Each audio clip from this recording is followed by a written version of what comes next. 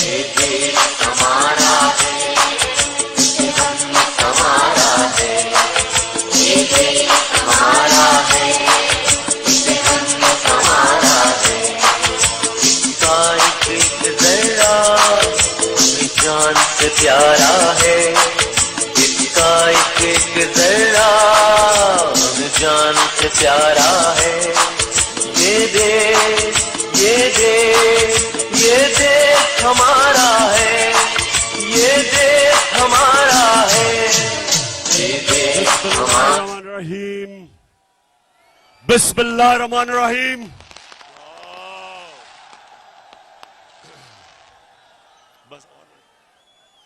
इय्याका नअबुदु व इय्याका नस्तईन। अल्लाह अल्लाह तेरी इबादत करते हैं, अल्लाह तेरे से मदद मांगते हैं। किसी इंसान के सामने हम अपना सर नहीं झुकाते और किसी सुपर पावर के सामने हम नहीं झुकते। हम मोहम्मद सल्लल्लाहु अलैहि वसल्लम के उम्मत, हम उसके उम्मत से हैं। हम दुनिया की सबसे अजीम लीडर, हम उसकी उम्मत से हैं। हम किसी के सामने नहीं झुकते। और सियालकोट में सबसे पहले तो ये जो आज हरकत की नवाज शरीफ की नून लीग ने,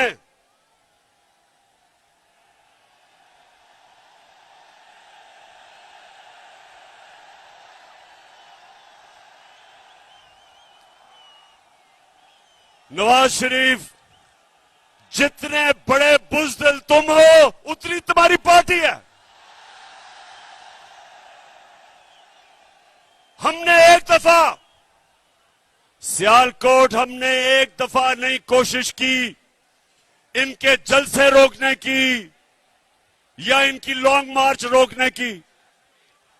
हर 3 महीने के बाद ये गवर्नमेंट गिराने आते थे और तुम्हारे साथ एक तो इस मुल्क की बड़ी बीमारी जरदारी भी था और उसके अलावा जो डीजल के परमिट बेचने वाला वो भी था।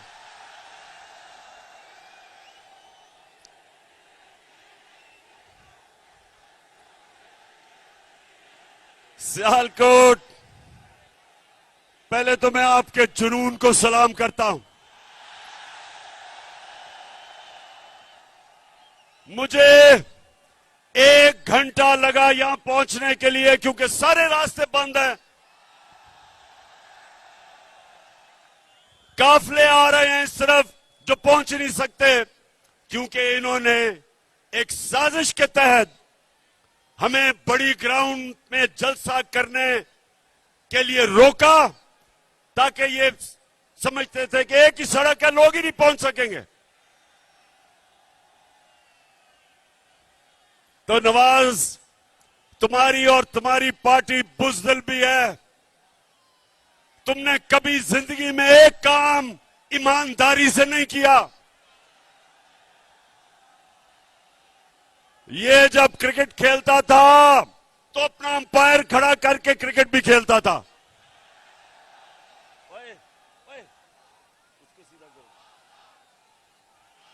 ये वो आदमी है, ना इसने बिजनेस ईमानदारी से की, ना ये इलेक्शन ईमानदारी से लड़ता है, ना इसने आज तक सच बोला। मुशर्रफ के दौर में दुम दुमा के भागा बाहर झूठ बोल के कि कोई मुआहदा नहीं किया और इस बारी कहता जी मैं बहुत बीमार हूं, मरने वाला हूं, खुदा के वास्ते मुझे बाहर भेज दो। और जो इसने एक्टिंग की, बॉलीवुड में इसको रोल मिल सकता है। लगता था पता नहीं वो सीढ़ियां चढ़ के जहाज पे भी पहुंचेगा, और जैसे ही इसने जहाज देखा तो एकदम फुर्ती आ गई, और जब लंदन की हवा लगी तो सारी बीमारियां खत्म, और वहां बैठ के हर किस्म की पाकिस्तान के खिलाफ साजिश की इसने। और दूसरा, ख्वाजा वेंटिलेटर, कहता हमारा मुल्क वेंटिलेटर पे है, इसलिए हमें अमेरिका के जूते पॉलिश करने हैं। ख्वाजा वेंटिलेटर, इस मुल्क को वेंटिलेटर पे किसने डाला? हमें तो सिर्फ 3.5 साल की हुकूमत मिली थी। तुम दोनों खानदान शरीफों के और जरदारियों के 30 साल तुमने इस मुल्क पे हुकूमत की है। वेंटिलेटर पे तो तुमने मुल्क को लूट लूट के पैसा बाहर ले जाके आज हमारे मुल्क को मकरूज किया। और फिर तुम्हारा जो cherry blossom boot polish Shahbaz Sharif, वो कहता है कि बेगर्स आर नॉट चूजर्स, मतलब कि क्योंकि हम बेकारी हैं हमें गुलामी करनी पड़ेगी अमेरिका की।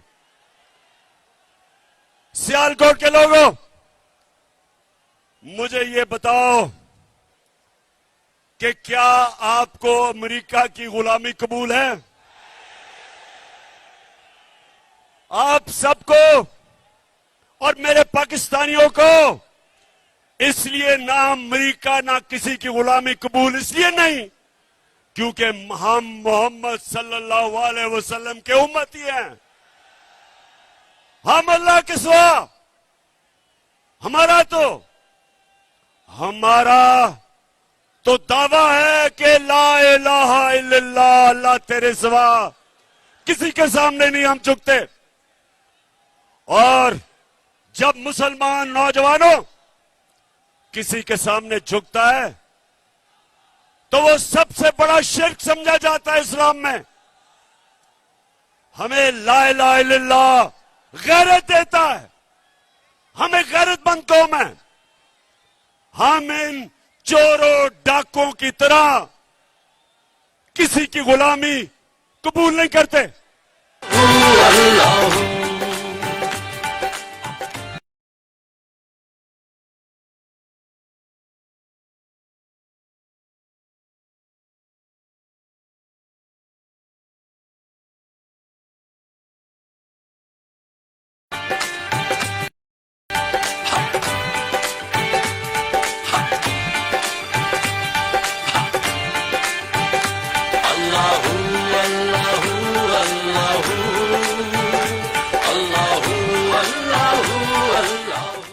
सियालकोट, जरा अपना ध्यान रखना, गिरना पड़ना वहां से।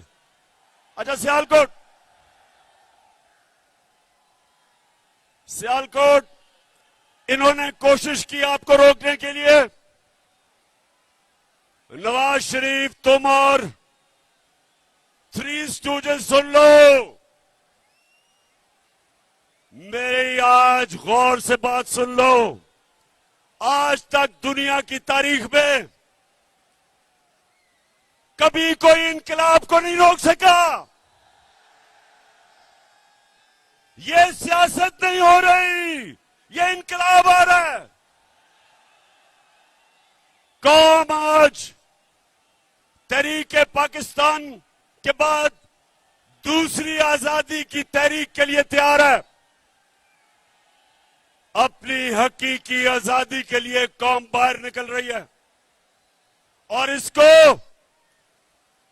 ना तुम रोक सकते हो गीदड़ नवाज लंदन में बैठ के,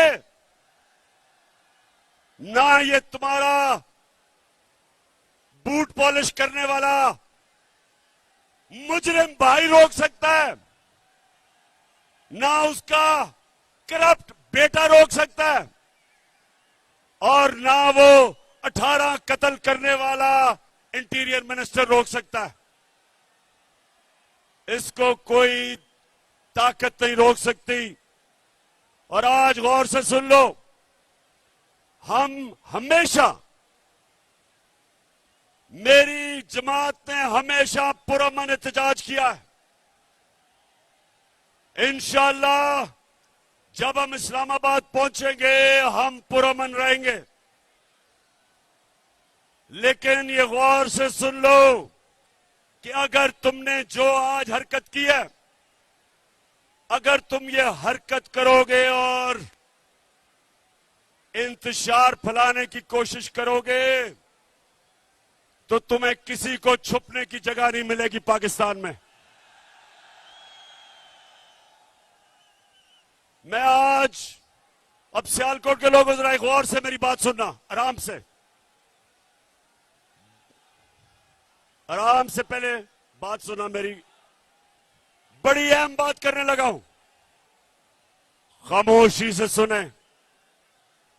मेरे खिलाफ बंद कमरों के अंदर, मुल्क से बाहर और मुल्क के अंदर एक साजिश हो रही है, और वो साजिश ये है कि वो चाहते हैं कि इमरान खान की जान ले ली जाए।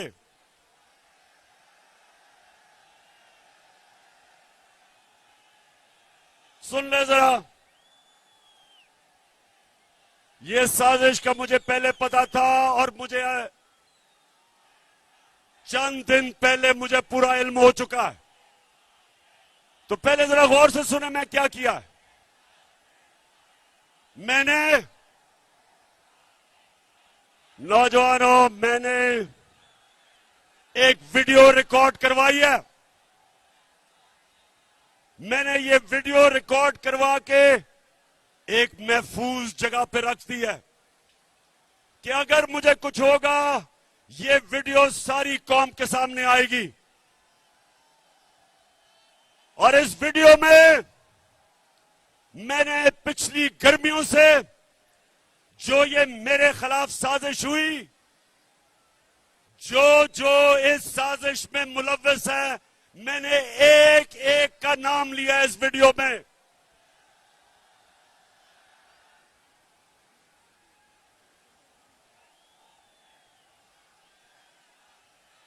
देखिए, फिर से सुन लें और चुप करके सुने, मैं आपके सामने अहम बात कर रहा हूं। मैंने वीडियो रिकॉर्ड करवाई है, साजिश है, और साजिश ये है कि उन्होंने समझा है कि ये इमरान खान हमारे रास्ते में रुकावट है और इसको हटाना चाहिए, मुझे मारने की साजिश है। और इसलिए मैंने ये वीडियो रिकॉर्ड करवाई है, क्योंकि मैं तो इसको जहाद समझता हूं, मैं तो सियासत नहीं समझता, मैं तो अपने अल्लाह के लिए लड़ रहा हूं।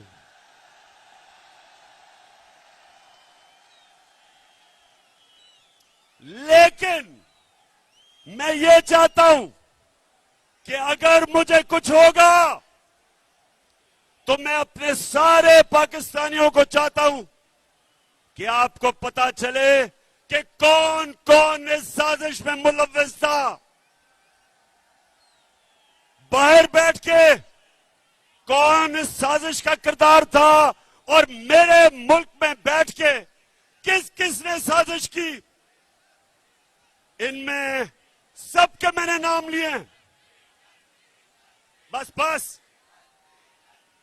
इनमें सारों के मैंने नाम लिए हैं जिन्होंने ये प्लानिंग की, और एक एक का नाम मैंने कहा कि ये मेरे दिल पे लिखा हुआ है कि इन्होंने कैसे पूरी प्लानिंग करके एक बैरूनी मुल्क साजिश, जिसमें ये सारा इस मुल्क का करप्ट टोला उसके साथ मिलके, और कौन कौन मजीद लोग इनके साथ थे, इन्होंने जो मेरी गवर्नमेंट गिराई है और जो आगे ये करने जा रहे हैं। मैं ये इसलिए, मेरे पाकिस्तानियों, मैंने ये इसलिए वीडियो रिकॉर्ड करवाई है कि इस मुल्क की तारीख है कि कभी ताकतवर को कानून के नीचे नहीं लाया जाता, कभी ताकतवर का एहतसाब नहीं होता, हमेशा ताकतवर बच जाता है और किसी और के नाम पे जो भी कत्ल होते लगता है। मैं इसलिए ये वीडियो रिकॉर्ड करवा रहा हूं, करवा के रखी हुई है, महफूज रखी हुई है। मैंने सिर्फ इसलिए रखी है कि मैं ये चाहता हूं कि इस बारी इस मुल्क का इंसाफ का निजाम, इस मुल्क की तारीख है, कभी इन्होंने नहीं किसी को पकड़ा जो ताकतवर मुजरिम हो, सिर्फ कमजोरों को पकड़ा जाता है। इसलिए ये लियाकत अली खान के जमाने से लेके अब तक कोई ताकतवर मुजरिम नहीं पकड़ा गया। इसलिए मैं चाहता हूं कि मेरी कौम के सामने सब की शक्लें आए कि कौन कौन इस मुल्क से गद्दारी कर रहा था, किस किस ने गद्दारी की। और मैं दूसरी बात करता हूं और मैं फिर अपने इंसाफ के निजाम को आपके सामने रखता हूं कि मैंने 3.5 साल में पूरी कोशिश की कि जो 30 साल से मुल्क को लूट रहे थे इनको सजाएं हो, इनके खिलाफ एक्शन लिया जाए। लेकिन जो इस मुल्क के ताकतवर ओहदों पे बैठे थे, जिन्होंने इंसाफ करना था, वो करप्शन को बुरा नहीं समझते थे। वो ताकतवर की करप्शन को वो बुरा नहीं समझते। वो एक्सेप्ट कर बैठे हैं कि इस मुल्क में ताकतवर लोग चोरी करेंगे और कोई पकड़ेगा नहीं। सियालकोट के लोगों, मेरे नबी सल्लल्लाहु अलैहि वसल्लम ने आज से 1500 साल पहले तकरीबन तब ये कहा था कि वो कौमें तबाह हो जाती हैं जिधर छोटा चोर जेल में जाता है और बड़े डाकू को आप नहीं पकड़ते। ये है हमारा तबाही का रास्ता। मैंने जो आपको इस्लामाबाद में बुलाया एक वजह से कि अगर आप नहीं निकलेंगे, अगर ये डाकुओं के खिलाफ जिन्होंने साजिश के तहत आज मुल्क के ऊपर बैठे हुए हैं, अगर आप इनके खिलाफ अब नहीं निकलेंगे मेरे पाकिस्तानियों, ये मुल्क तबाह हो जाएगा। क्योंकि मेरे नबी ने कह दिया था कि जब आप ताकतवर मुजरिमों को, डाकुओं को नहीं पकड़ते और सिर्फ छोटे चोरों को पकड़ते हैं, वो मुल्क बचता नहीं है। हजरत अली रज़ियल्लाहु ताला ने इनके ऐसे मुमालिक के जो ताकतवर डाकुओं को नहीं पकड़ सकते उनके मुतालिक कहा कि कुफर का निजाम चल जाएगा, लेकिन जुल्म और नाइंसाफी का निजाम नहीं चल सकता। हमारे सामने तबाही है। अगर हम सब एक कौम बन के नहीं निकले और अगर हमने इनके खिलाफ जहाद ना की, मेरे पाकिस्तानियों, आपके और आपके बच्चों का कोई मुस्तकबिल नहीं है। जो दुनिया में अमीर तरीन मुल्क है, उधर सबसे बड़ी चीज क्या है कि ताकतवर कानून के नीचे है, जिसको रूल ऑफ लॉ कहते हैं, कानून की हुक्मरानी जिसको कहते हैं। जो नबी सल्लल्लाहु अलैहि वसल्लम ने मदीना की रियासत में सबसे पहले उन्होंने कहा कि मेरी बेटी भी जुर्म करेगी तो उसको सजा मिलेगी। जब तक एक माशरा खुशहाल नहीं हो सकता, जब तक आप ताकतवर डाकू को नहीं पकड़ते। ये है हमारी जहाद। और सियालकोट के लोगों, आपने, जब मैं 20 के बाद कॉल दूंगा, आपने सब इस्लामाबाद पहुंचना है। एक दूजे का थामो हाथ, चलो चलो इमरान के साथ। एक दूजे का थामो हाथ, चलो चलो इमरान के साथ। साफ चली शफाफ चली तहरीके इंसाफ चली। आपने ना फिक्र करनी है कि गर्मी है। जब पाकिस्तान आजाद हुआ था तो यहां सियालकोट अपने जरा बड़ों से पूछो कि क्या मुहाजिर जो बाहर से हिंदुस्तान से आए थे उनकी कभी कहानियां सुनी है? बड़ों से सुने।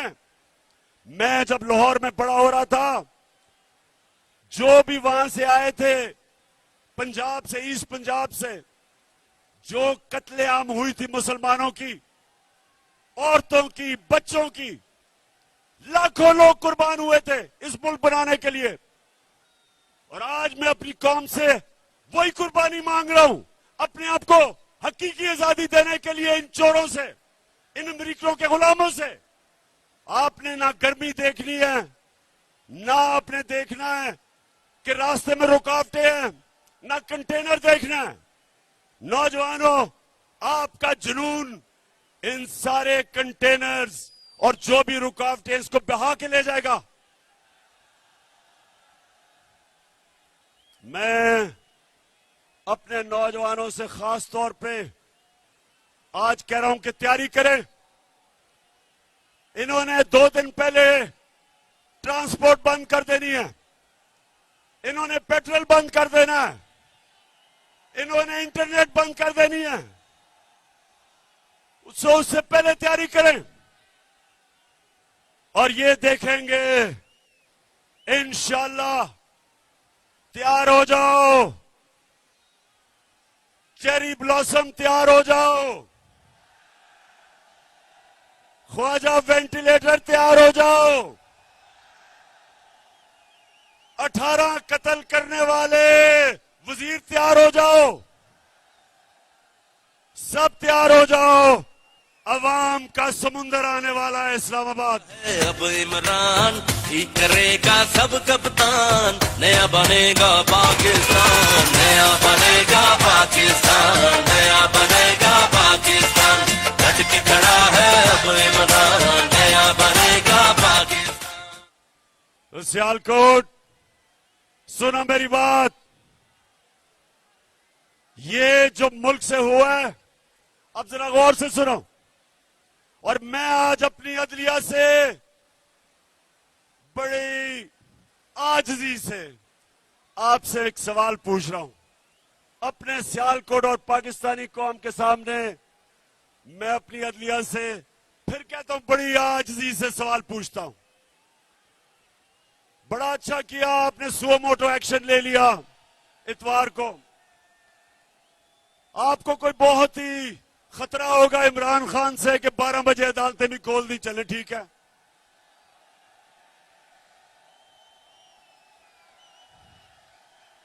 बहुत खतरनाक हूं मैं, बहुत ही बड़ा। मैं कोई मुल्क से गद्दारी करने जा रहा था कि रात के 12 बजे अदालतें खोल दी।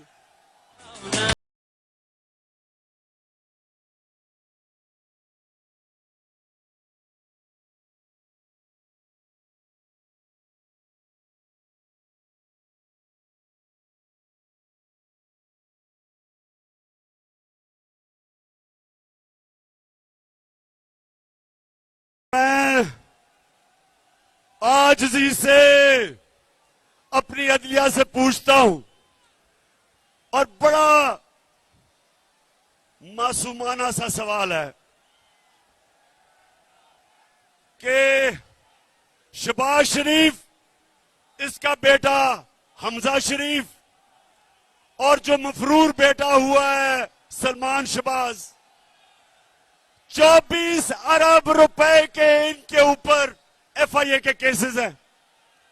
सुने जरा सियालकोट, 24 अरब रुपए के केसेस हैं।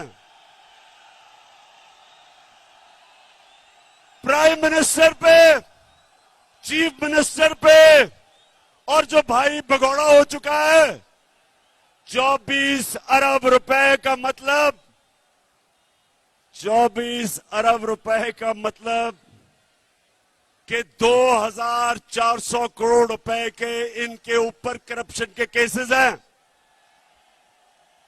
अब मैं ये सवाल पूछता हूं कि मुझे दुनिया में एक मुल्क बता दो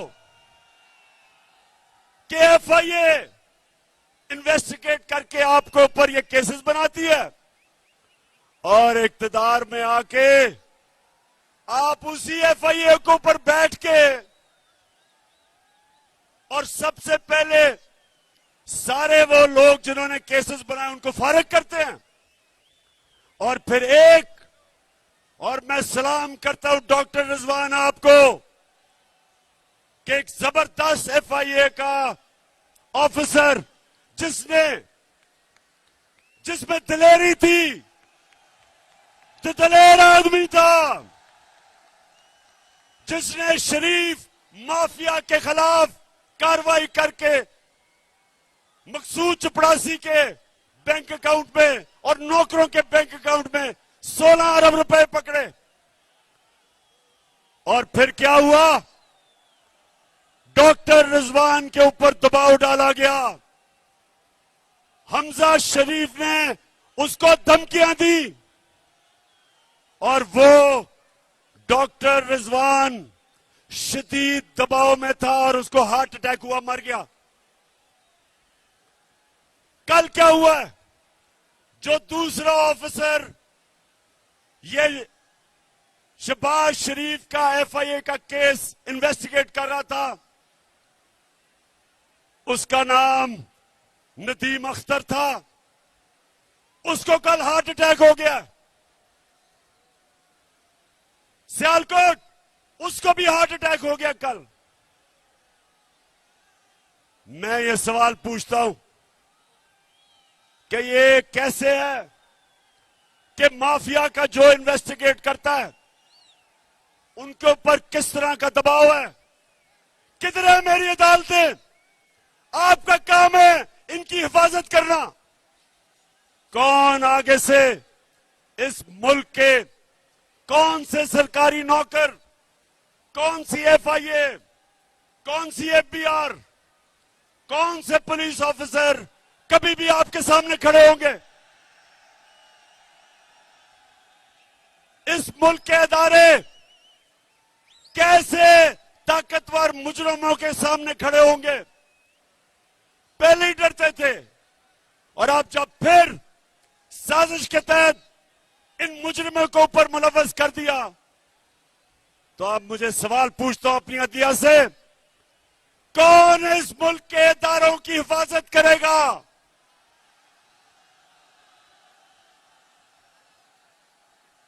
मैं बड़ी आजी से अपनी अदालतों से पूछता हूं कि ये आपके सामने हमारी मुल्क की तबाही हो रही है। जब इदारे खत्म होते हैं मुल्क तबाह हो जाता है। और मैं फिर ये अगला सवाल पूछता हूं कि ये जो हमारे जेलों में छोटे चोर भरे हुए हैं, उनका क्या ये कसूर है कि वो छोटे चोर हैं? क्या सबक ये मिल रहा है कि मुल्क पे डाका मारो तो बड़ा डाका मारो, नहीं तो जेल में चले जाओगे?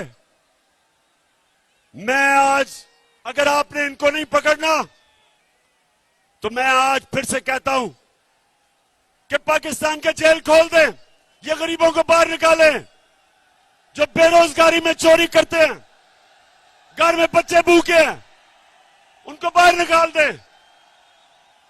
इन सारों की, इन गरीब चोरों की मिला के भी जो चोरी है वो एक मकसूद चपड़ासी के जो 4 अरब आए थे बैंक में उससे कम है।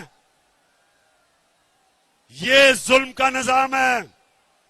इसके मुतालिक हजरत अली ने कहा था, फिर से मैं बताता हूं कि कुफर का निजाम चल जाएगा लेकिन नाइंसाफी और जुल्म का निजाम नहीं चल सकता। मैं आखिर में सिर्फ 2 बातें करना चाहता हूं। हम जब हमने जब पाकिस्तान में, सुनो नौजवानों, आखिरी दो बातें, जो हमें मुल्क मिला था 2018 में और जो हमें जब साजिश करके निकाला गया, तो याद रखें, एक वो मुल्क जिसका दिवालिया हुआ था, उस मुल्क के अंदर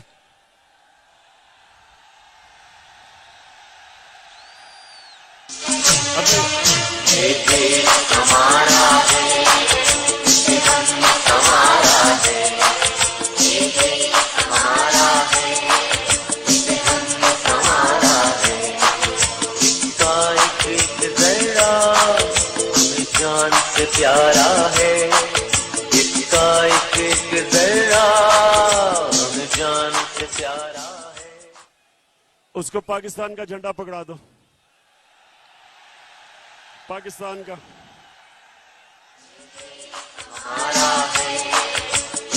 पाकिस्तान का, पाकिस्तान, हाँ पकड़ाओ।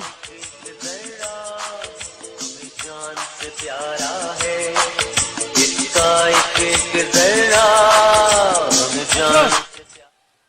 अच्छा सियालकोट, अब सुने, जब हमारी हुकूमत गिराई गई तो अब जो अब अदाद और शुमार आए हैं, याद रखें कि पाकिस्तान की 2004 के बाद सबसे ज्यादा सनती पैदावार हमारे दौर में हुई। शाबाश शाबाश, ये है जुनून।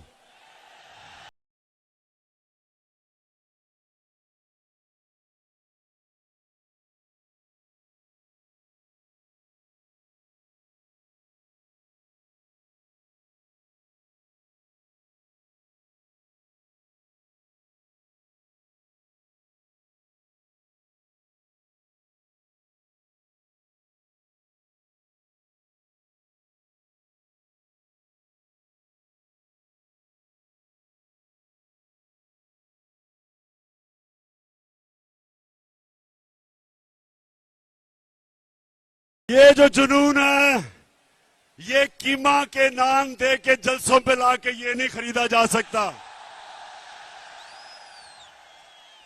और ये ही जुनून इंशाअल्लाह इस्लामाबाद के अंदर वो इनकलाब लेके आएगा जो हमें हकीकी तौर पे आजाद करेगा। तो अब ये पता चला, अब जो आदाद और शुमार आए मार्च के, सबसे ज्यादा 2004 के बाद पाकिस्तान की सनती पैदावार 10.6, 29% हमारी एक्सपोर्ट बढ़ी, ये भी रिकॉर्ड।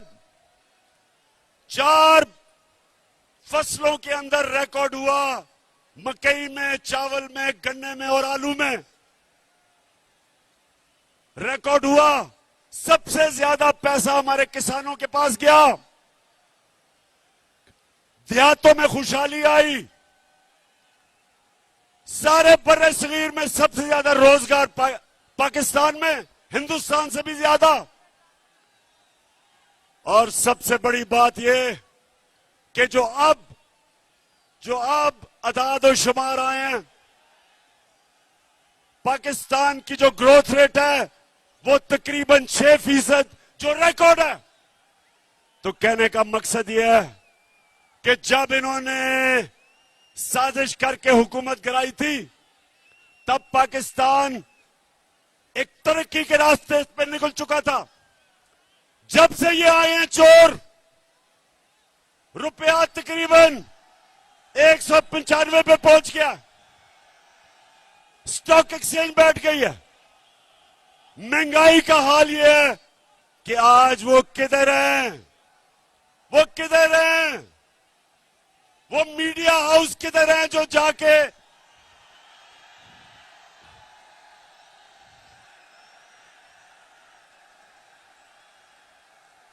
अब्बास, जो भी हो, गिरना पड़ना खुदा का वास्ता है। बस बस।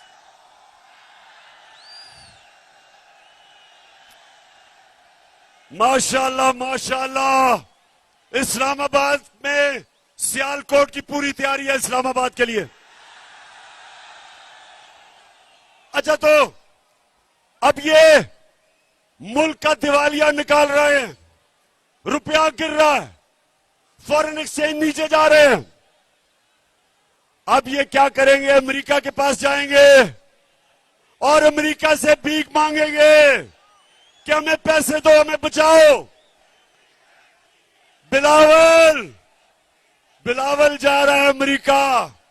बिलावल, ये याद रखना, उनकी एजेंसीज को पता है कि तुम्हारे बैंक अकाउंट में किधर किधर पैसे हैं, क्योंकि वो सूसकिंड की किताब में वो लिखता है, वे ऑफ द वर्ल्ड की किताब में लिखता है कि उन्होंने अमेरिका की एजेंसीज ने टेप किया कि बिलावल की वालदा उसको बता रही थी कि बिलावल के किधर किधर बैंकों में इनकी चोरी का पैसा पड़ा हुआ है। तो तुम उनके सामने आंखों में आंखें देख के बात नहीं करोगे, क्योंकि उनको पता है नवाज शरीफ की तरह कि तुमने पैसा किधर छुपाया हुआ है। तो पाकिस्तानियों, मैं आखिर में आप सबको इस्लामाबाद आने की सिर्फ एक वजह से आप सबको दावत देता हूं कि जो भी रुकावटें हो जाए, आपने इसको तहरीके पाकिस्तान की तरह एक अपनी आजादी की जंग समझनी है। मेरे लिए यह जहाद है और यह आपके लिए भी जहाद है। अपनी जहाद के अंदर अपने खौफ की जंजीरें तोड़ दें। जिंदगी मौत अल्लाह के हाथ में, इज्जत अल्लाह के हाथ में, रिस्क अल्लाह के हाथ में। तो फिर डर किस चीज का? डर किस चीज का? आपके सामने खड़ा हूं, आपके सामने वो आदमी खड़ा है जिसको कुरान में अल्लाह कहता है जो लोग ईमान ले आए अल्लाह उनके खौफ दूर कर देता है। कोई खौफ नहीं है, आपको भी कोई खौफ नहीं होना चाहिए।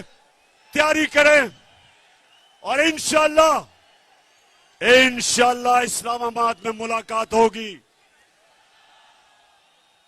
उमर और उस्मान डार, जिस तरह आज आपने ये डाकुओं का मुकाबला किया, मैं आज आपको खराज तहसीन पेश करता हूं।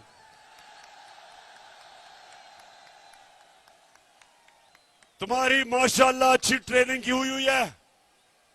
धरने में मैंने आपकी ट्रेनिंग करवाई है। हम ट्रेंड हैं, हम तैयार हैं और इंशाअल्लाह उस्मान डार, आप जब नौजवानों को लेके इस्लामाबाद निकलेंगे तो याद रखें कि किसी किस्म की रुकावट से नहीं घबराना, क्योंकि आपका कप्तान किसी चीज से नहीं घबराता।